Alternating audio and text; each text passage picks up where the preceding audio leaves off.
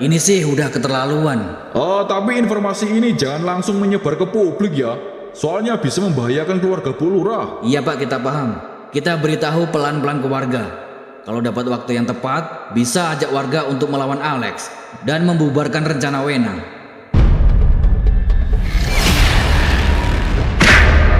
Gua bilang ajak teman-teman lo, malah sendirian. Mau cari mampus.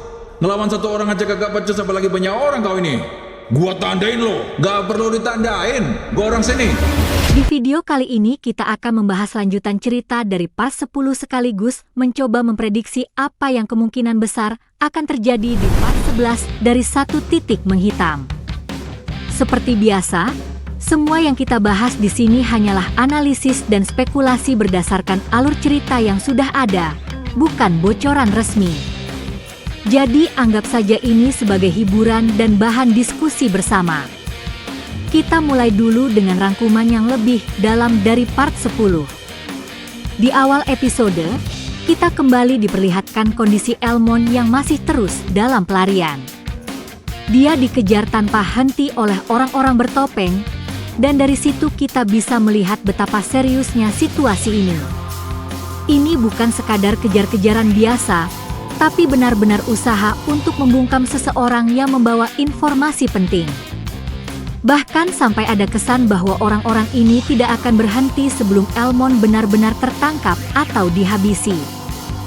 Menariknya, di tengah pelarian itu, Elmon masih sempat menunjukkan sisi santainya, seolah-olah dia mencoba menutupi ketegangan dengan candaan. Tapi justru disitulah kita bisa melihat bahwa tekanan yang dia hadapi sebenarnya sangat besar. Dia sendirian, tidak tahu harus kemana, dan setiap langkahnya penuh risiko. Lalu kita berpindah ke sisi lain cerita, yaitu Pak Syahid. Di part ini, kita benar-benar diperlihatkan bahwa kematiannya hanyalah rekayasa. Dia masih hidup, tapi hidup dalam kondisi yang sangat terbatas. Dia tidak punya kebebasan, tidak bisa muncul ke publik, dan bahkan keberadaannya harus disembunyikan. Yang menarik adalah dialognya, di mana dia mulai menyadari bahwa semua ini tidak akan berlangsung selamanya. Ada kalimat yang menunjukkan bahwa secerdik apapun rencana seseorang, pada akhirnya pasti akan runtuh juga. Ini seperti foreshadowing bahwa sistem yang dibangun oleh Alex dan kelompoknya suatu saat akan hancur. Kemudian kita melihat interaksi antara Bu Lurah dan pihak yang mengontrol situasi. Di sini terlihat jelas bahwa apa yang terjadi di kampung ini bukan sekadar proyek biasa. Ini adalah perusakan yang dibungkus dengan alasan pembangunan. Dan yang lebih menyakitkan, dampaknya akan dirasakan oleh generasi berikutnya. Di tengah situasi yang gelap itu, Lurah Wena masih menunjukkan sisi kemanusiaannya. Dia membantu seorang pria tua untuk mendapatkan pekerjaan, meskipun kondisi proyek tidak memungkinkan.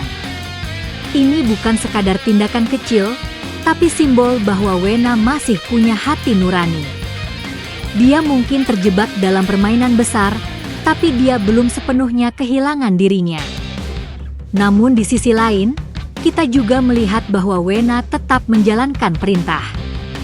Ini yang membuat karakternya semakin kompleks. Dia seperti berjalan di dua dunia, satu sebagai pemimpin yang ingin melindungi rakyatnya, dan satu lagi sebagai orang yang dipaksa mengikuti sistem yang salah. Selanjutnya kita masuk ke perkembangan karakter Tato. Di part ini, Tato bertemu dengan seseorang dari masa lalunya.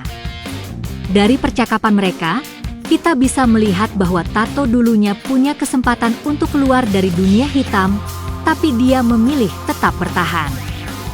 Ini menunjukkan bahwa Tato bukan sekadar karakter antagonis biasa. Dia punya konflik batin. Dia tahu apa yang dia lakukan itu salah, tapi dia merasa disitulah tempatnya sekarang. Bahkan ketika ditawari untuk kembali ke kehidupan normal, dia menolak. Ini membuka kemungkinan besar bahwa di masa depan, Tato bisa mengalami perubahan besar, entah itu menjadi pengkhianat, atau justru menjadi penolong. Lalu kita sampai ke bagian yang paling panas di part 10, yaitu saat kelompok utama mulai mengambil tindakan langsung. Mereka tidak lagi hanya mengamati dan menyelidiki, tapi mulai memancing konflik dengan anak buah Alex. Mereka bahkan secara terang-terangan menantang untuk bertarung tanpa senjata. Ini bukan sekadar aksi nekat, tapi strategi.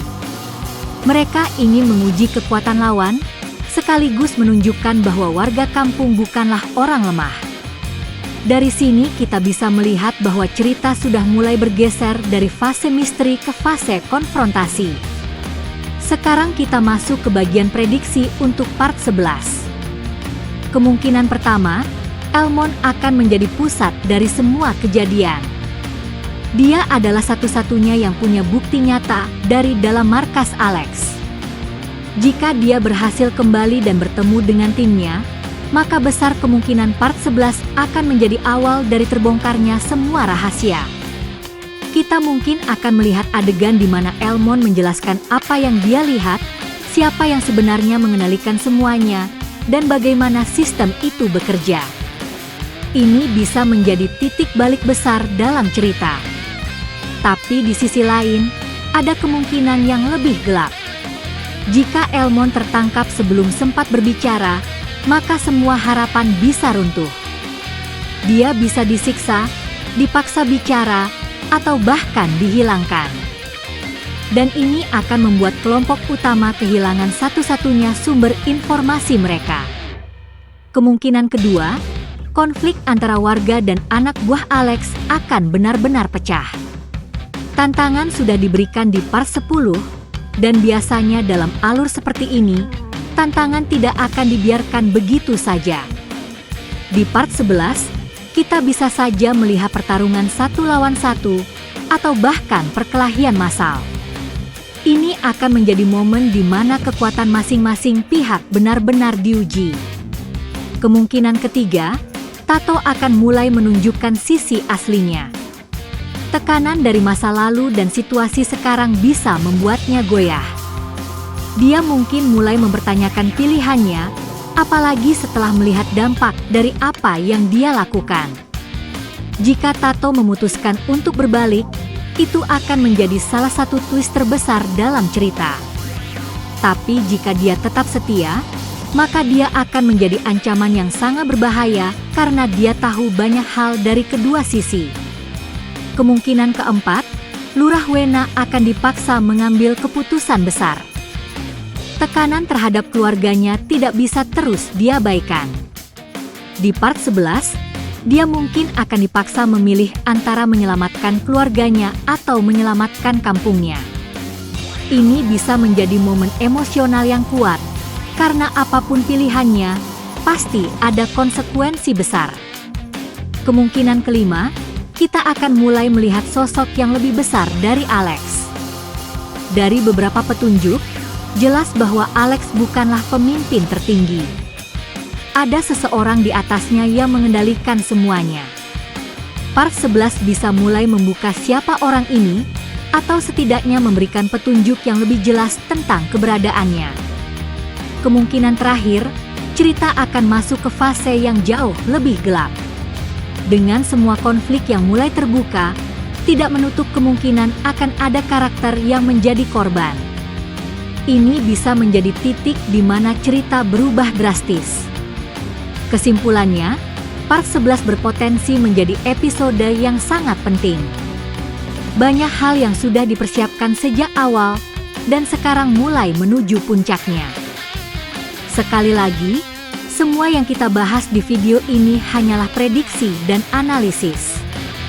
Tidak ada jaminan bahwa semuanya akan terjadi sesuai dengan yang kita bayangkan. Kalau kalian suka dengan konten seperti ini, jangan lupa untuk subscribe ke channel ini dan aktifkan notifikasi supaya tidak ketinggalan pembahasan selanjutnya. Dan tulis di kolom komentar, menurut kalian siapa yang akan berubah duluan, Tato atau Wena? Terima kasih sudah menonton, dan sampai jumpa di video berikutnya.